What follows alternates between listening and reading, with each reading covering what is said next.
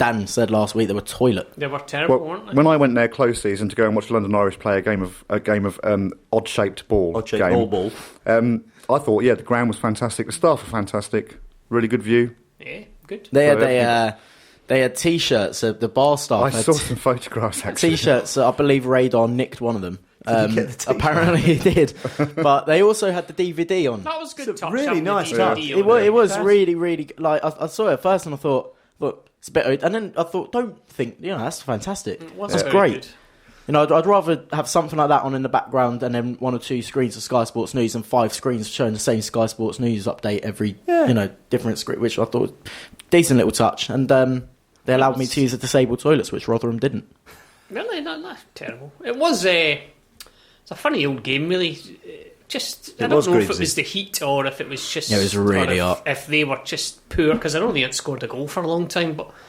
I was chuffed to get, A point's a great result. Away anywhere in the Championship, point's great. I would take that every week. Just when you have to sit through that appallingly dull game of football. Obviously, I'd take it, but I wouldn't watch it. But if we could win 1-0 at home and draw, 0-0, it would be rubbish. But it would be, it would be better than I think most people are expecting at the minute. But it was just a dire performance from both teams, if I'm being honest, No, I didn't. I think that was the first time I've seen an MK Dons team set up like that for about 5 years, since we played under Ince, and we had all them injury problems where we pretty much had to play defensively for games away from home.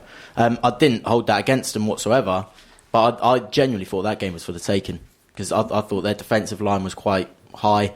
I thought we could have got behind them if we had Bennick and Grigg and Ali and... If we had all them players we haven't got anymore, it would have been a different game. But I thought Simon Church looked better, but wasn't great. Better, not great. Out of the two of them, he was better that time. Really? They're taking tons of it, but to be not quite so rubbish shacking, couldn't I tell you? Did Gallagher play? No. That's a debatable question. Was he on the pitch? He did come on the pitch for a while. He didn't play. So when he came on, we played all the balls on the ground, probably? No, I don't think they are. They're playing high balls to him and Church, whoever's on. They're playing high balls so they can jump up and glancing header them straight to the keeper because there's no one running past them. Okay, I can see them being there if they're holding it up, but they're not giving them balls they can hold up. They're giving them balls that the only thing they can do is knock them, and there's no one can even anticipate that and get there in time. It'll come. It will come. Oh, it will. I mean, and again, fantastic result. definitely. Yeah. Did we mention we were fourth? Are we still fourth? We're fourth. Still fourth. Oh, that's hilarious. That's very funny. Because, like you say, we've not played very well, have we? No, I'll tell you what's funnier. The fact I ran out to go and get a €4 newspaper just to get the page that showed us at the top of the Championship. Excellent. That was so exciting. Breaking news. Hang on, keep talking. Breaking. This just in. If the season ended now, MK Dons would be in the playoffs. It's very true. But the season ain't going to end now, but that's the point. Okay. So what did you think about Poirier then? I thought it was true. I thought he was fantastic last night, but for his first game away from home against a team like Reading, I thought he was immense. He was like Potter's shadow. Yeah. Would you not like him? I thought he was brilliant. To be quite honest. I thought it was fantastic. I just asked that for someone to say. Quite honest. I wasn't sure what he was supposed to be doing, so it was difficult to gauge. He seemed to be in between positions at times, but I think we've got lots of players who are new into us who are trying to settle, and when actually it only seems to work for us at the moment when we have them all in the same, all the new ones in the team at the same time, like last night, and then suddenly things work for us. But I must say that somebody who hasn't got that much attention on his own this season, Carl McFadzean, I think he has looked literally championship quality over any of our players. He has not looked out of place in any of the matches he's played this season whatsoever. I'd say the same for Jordan as well. I think Jordan has actually been immense. Yeah, he's thriving under higher pressure. Yeah. I mean, he is so far from me. I know it's only 4 or 5 games in, but he's been player of the season for me by a country mile. I think Casey's looked a bit out of sorts at times, but he's done nothing wrong. But he's looked like he might lose his place if Upson keeps performing in the cups. I was genuinely, sorry to interrupt, genuinely expecting this to be much harder than it is. I'm just assuming that everyone we've played so far have been rubbish. I think they have. Yeah. But I think it's not going to... Yeah, I'm sure we're I going to come know up it's not against going some to go better like ones. that every week, and I'm sure when Middlesbrough turn up, it'll be, a disaster for us. But you never know, do you? I mean, who would have thought we would have beat Man United 4-0? 4-0. A year ago Really? today, I Yeah, a believe. year ago it was. Happy anniversary. Quite What happened a year ago today? I missed it. I think we may have beaten Manchester United 4-0. Matter of fact, about this time a year ago today, we would have been scoring. we would have been scoring our third. For first goal. We'd already scored the first one. Yeah, Yeah, we were it's getting just- ready to It's go 1-0 at the moment. go and exchange. I'm confused just glances. keeping up with it on the... Incidentally, I've just noticed my phone says 9:20, so I said third. You're by wrong, accident. yeah. Okay, yeah. The only things that I just wanted to pick out a couple of bits that I thought were great about Saturday at Reading. The drink outside the ground. Oh, brilliant. They just That's, had two- bars outside the ground. That's But they are fantastic. Twice this season we've been allowed our drinks outside the Right. at half time. You're able to Oh, go right, outside, I take didn't your know that. I don't go No, outside. but this isn't actually this is actually serving beer outside the ground. outside before the game. Yeah, oh, so- fantastic. Where all the burger vans, there were bars and burger bet vans So I'm outside. a bit restricted at the minute, so I can't hop around and take a look at these I things. bet they but- don't do that when Leeds turn up. I bet they don't. Yeah, I they only didn't drink know that. tea. It was a lovely day, wasn't it? Lovely and warm, Yeah, all hot and They sunny. had one screen, and that one screen worked perfectly well. Didn't you think it was you can And see they- the quality of that They one had, screen. they had the game on. Yeah, almost They had the whole time thing. counting down from 90, Yeah, not counting towards it. Adverts on the side worked fantastically well, and it They worked. showed the whole game almost right through. That was And really funnily weird. enough, being pretty much behind it, you could still see it, yeah. which was strange. But I thought the drummers were tip top. That was so bizarre having the drummers in a different part of the They were ground like to everybody else. Like, well, if you weren't there, they had their sort of noisy crowd quite near us, but the drummers The were drummers right were at in the other end. It was really weird. It was like if it was the cowshed, it would be like having the drummers. They'd be in sitting- the Leighton Orient stand. Yeah, that in Basically. in the boycott underneath end. that, It's, yeah. it's that It really distance. was. That's how stupid it was. Yeah. I couldn't see them at first. I kept looking for them, and then there they were. I wasn't looking in the right place, obviously, because I Clearly. thought, well, they're not going to have Yeah, a it took way me down ages there, to are find them. they? Actually, there were people thought at one point they were coming through the speakers. But they were fake Piped drums. drums? Yeah, piped drums. Yeah. Okay, look, we need to move on to stuff. Yeah, you're listening to the MooCamp Radio Show on Seclo Sounds, and we're rather delighted that you are. Oh, sorry, it's me again. Shall I start Sorry, a bit again? kids.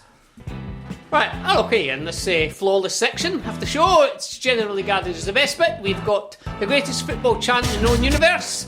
We've got all the gossip from last night's Cardiff match, all neatly bookended with gutter talk and general franchise abuse. So grip the edge of your seat, kids. If your very life depended on it, place your head against the headrest, provided and enjoy. Nothing put me off there. Which is ironic because when you don't do that, I can't read it.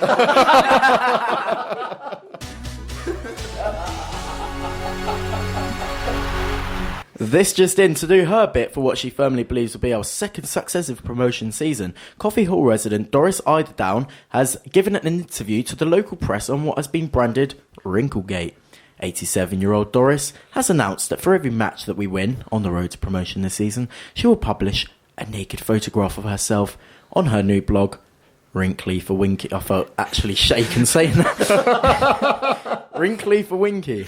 As she believes that this will give the boys the push that they need to reach the Premier League. More on this once we've Googled the first couple of pictures.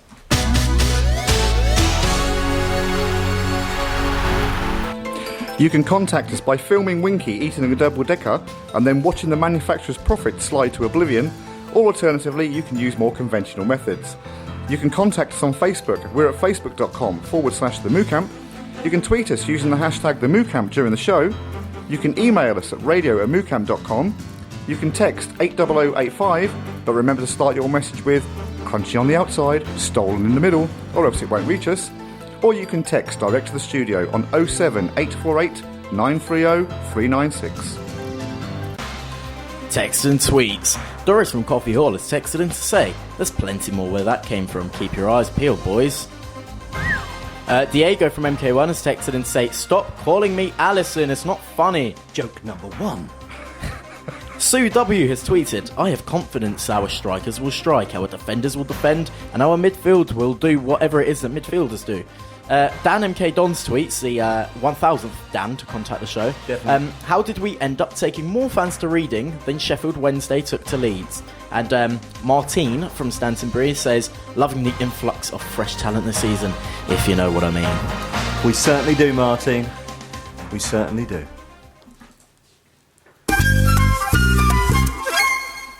Okay, here's the first 2 clues of the roundabout of the week again, and I'll give you the third clue as well too. So far you've had how one may be influenced by a car salesman, Jeep, and keep the attachment for reasons of security.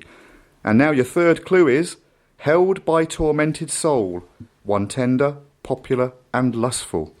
So keep your guesses coming in for this week's roundabout of the week. Difficult to know what to make of the next thing. I don't have anything to lead into it with. But yes, this is... I'm just trying to see, just quickly, have I got something? I might need to bring that in. On the edge of your seat moment. Well, that might work. Groundbreaking Young Albie new section of the show. Raindrops on roses and whiskers on kittens, bright copper kettles, and when the dog dozes and sleigh bells and schnitzel with new... Listen, when it says... We're keeping that. When it says film theme, Sound of Music, you don't expect that. I'm sorry, I want something a little better. Just talk amongst yourselves for a moment, if you don't mind. I could have just gone straight into it, but it's a work in progress. Let's just try this one, just in case.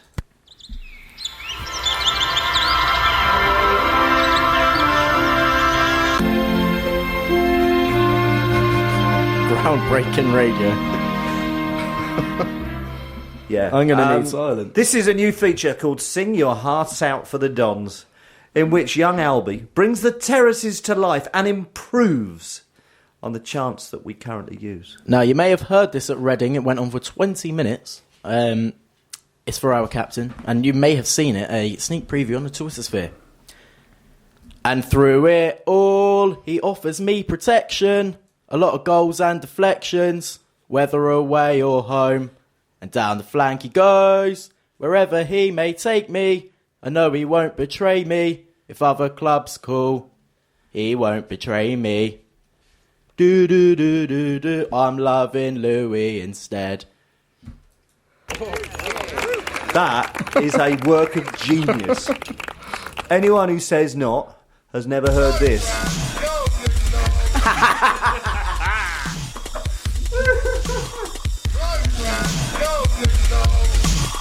This is not a lie. I listened to the playback last week, and I repeated that section, that minute and a half, or that was played. That was brilliant. I want that on. I want that on CD. Want that as my ringtone. Did he do that himself? He stood outside the cow shed Harris recording it. Good. Right. It's the franchise. It's the franchise watch. It's the franchise watch. It's the franchise watch. I bleeping hate Franchise FC. I think they do look good, but I don't think they'll last the season as they area. Think they'll slide down the table a bit, but finish around 13th to 16th. Gus Poyet's lad made Allison. his debut for the Real Joke Crazy number 2. Gang. Reading must seem like a cosmopolitan metropolis compared to their roundabout extravaganza of a city. Well, we're done. Shut the show now. I can't beat that. My old man knows someone who works in MK, and I'm pretty sure the office is on Sunset Boulevard. Edit, it's called Silbury Boulevard. I think my point still stands. Your point being that it was called Sunset Boulevard. Something completely different. There were a bleep load of roundabouts too. Absolutely zero atmosphere to the place. I always describe it as, you never feel like you're in the centre of the place. Like all the bars and clubs, restaurants are all on industrial parks, not in a high street. The only shops are part of a shopping centre. I also believe crime in Milton Keynes is fairly high. At least that's my impression and what I got told by her and her family, who were from Bletchley. Oh, dear God. Oh, here's a new one. I've not heard this before. How did their fans start supporting the club? Yeah, Is there anyone who has been to every game? Is there a Paul Black of MK? Why do these people support the Dongles? Paul Black, the most famous of people. Of course, yeah. I detest franchise football, and MK Dons should have started in non-league. However, to give them a little credit, the fans are almost exclusively homegrown. Why do they support them? Because they're locals, and that's what fans should support. And that's why fans should support a club, in my opinion. I still hate them for buying their way in the